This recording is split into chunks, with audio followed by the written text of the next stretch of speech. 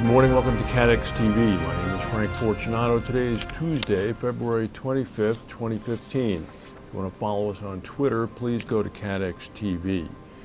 Well, the worm turns. Royal Sun Alliance, which had been the subject of an attempted takeover effort by Zurich Insurance last summer, announced their full-year results earlier today. Let's say that they were pretty good. Their stock is up 8% already in trading in London.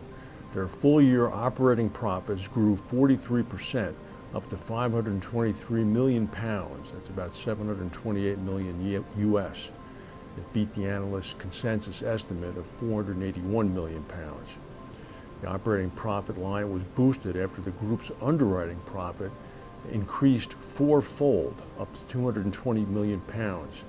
Strong results at its Scandinavian and UK business, as well as record underwriting profits at their Canadian business, led the charge. The group's combined ratio dipped down to 96%, as an improvement of almost 3 percentage points on 2014, and comfortably ahead of analysts' estimate of 97.1%. The group even disclosed that it took a hit from the UK storms in December, but after reinsurance was paid, the loss was only some 76 million pounds. Stephen Hester, the CEO, said, "We see 2016 as the last major restructuring year, with disposals and balance sheet work completing and the heavy lifting of core business improvement continuing."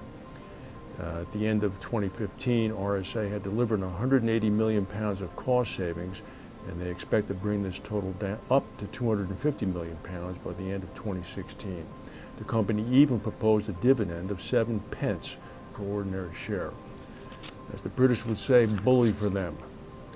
Barnett Bank and Trust Corporation, BB&T, has agreed to buy U.S. wholesaler Swett and Crawford from Cooper Gay, Swett and Crawford, for $500 million in cash. Valuation implies a valuation multiple of about 10 times the wholesaler's estimated earnings before interest, tax, and depreciation.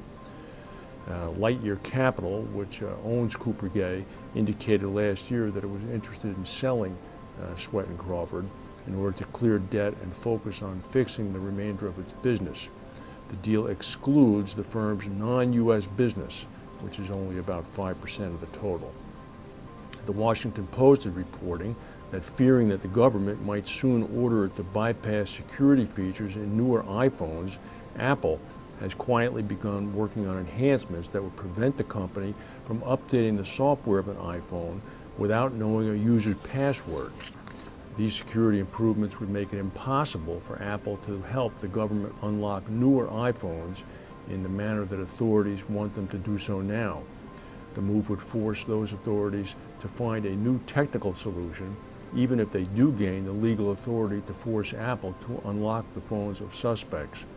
This move by Apple is yet another twist in a very high-profile battle between the Justice Department and Apple concerning access to the iPhone of Rizwan Farouk, one of the shooters in the San Bernardino massacre last year. Australia's government has warned this morning that terrorists might be in the advanced stages of unleashing a terror attack in Indonesia, and warned travelers to exercise high levels of caution when visiting the Southeast Asian nation. They issued a travel advisory, just comes days after the country warned terrorists might be plotting similar attacks in Malaysia, specifically in Kuala Lumpur, the country's largest city. Those big storms that racked the American South earlier in the week came up the East Coast yesterday, and they caused significant damage. 4 people were killed in Virginia, 1 was killed in North Carolina. The governor of Virginia, Terry McAuliffe, declared a state of emergency throughout the whole state. Tornadoes in the Appomattox area cleared a 8 to 10 mile path of destruction, damaging about 90 homes and lifting cars up off the ground.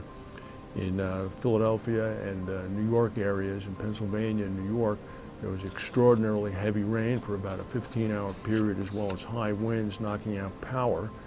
Also, there's a strong storm system moving through the Midwest right now that's expected to dump 1.5 feet of snow in northern Indiana, as well as 1 foot of snow in Michigan.